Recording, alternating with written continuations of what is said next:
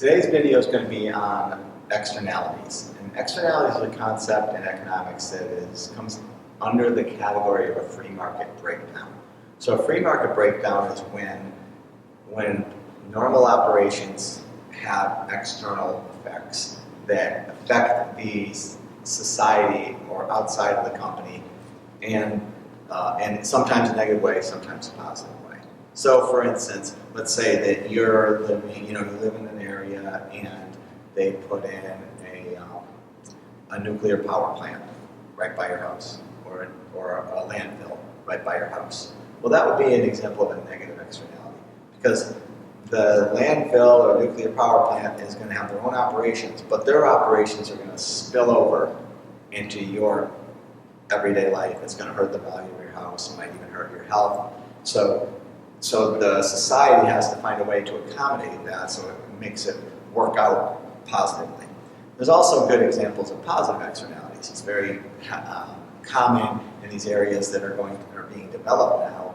For instance, most of the major cities in this country are going through revitalization areas where they're buying up, where people are buying up, developers are buying up areas that are poor, and they're starting to build nice houses on it and apartments on it, and that's increasing the value of the houses around that area.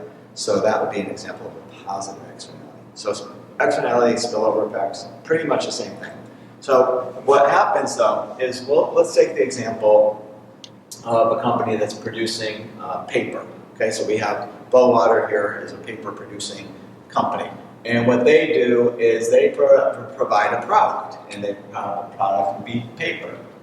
So there's a price of paper, and there's a quantity of paper, and there's a price that they come up with, and we'll call that P star, and that's their equilibrium price. So there's the amount they sell of paper would be X amount, so this is their quantity of paper that they sold, and this is the price that they charge. And let's just say, it comes out to be, 1,000 tons a week, and this comes out to be, $10 for 500 sheets. Okay, just so that you have some numbers there. So at that price and at this quantity, you'd think, okay, the market's running efficiently. But there's another problem here, and there's an external problem. And the problem is that nobody's accounting for the fact that they pollute. And our area here, Bowater's pretty big percentage of the pollution comes from that one company. So there's a social cost, and it's not here. This is just the company's cost. Right? That's what and by their cost, I'm saying, all right, this is their look at their expenses. And all their expenses are in here, the wages, the cost of production, everything is all embedded into that supply curve. But the cost that's not in there is what they're doing to the environment here. So almost all of environmental economics is going to always have this social cost involved that we have to somehow account for. And so let's say it's a cost, right? And if there's an increasing cost, that means the supply curve shifts to the left. So there's going to be another cost, and we're going to say that's the social cost, and that would be here. So there's a cost of society to society. So this additional cost, let's say from here to here, this area here, is the additional cost that pollution puts into society. And that has to be accounted for.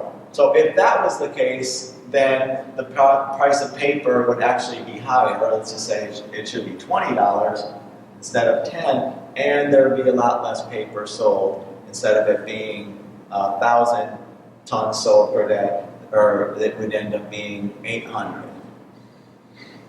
So what we have to do is find a way to account for that, and so so what we'd say in your terms, and for what you need to know for your exams, is that initially the price of paper is underpriced. It's underpriced, and it's oversold. If you included the societal cost, then the price of paper would be higher and the amount sold would be lower. So that has to happen. Now, how they do that is different. How the government steps in and regulates this is very different, and they have different rules for different types of polluters or different types of negative externalities. And in this case, they could charge a tax for this area and then give the money back to the people, or they could just force this company to clean up their pollution, which would cost money also. So there's different ways that they can go about making sure that the price of paper goes up, the costs are taken care of by the company, and the amount of paper that's sold actually decreases. Okay, that's all for externalities. There's a lot more in the book, but you can check that out yourself.